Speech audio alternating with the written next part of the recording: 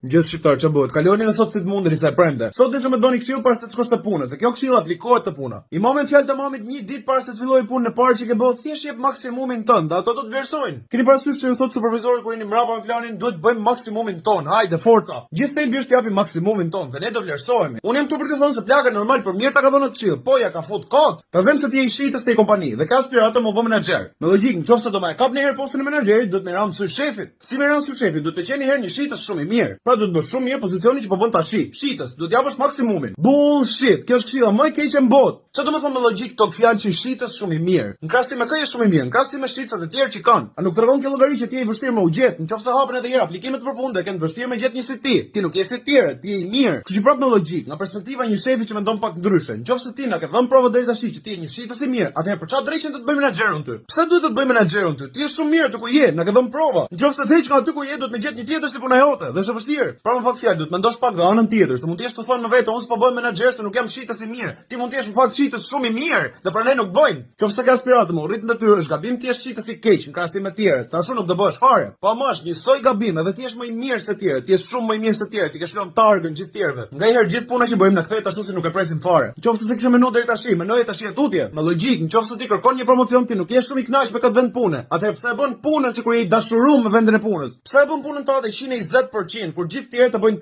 80% dhe marrin këtë rrogë? Mos e mendoni se kështu po ndërtoni mentalitet punëtori, po nëse punoni për dikë tjetër, kështu ndërtoni mentalitet sklavi, jo punëtori. Menoni mirë.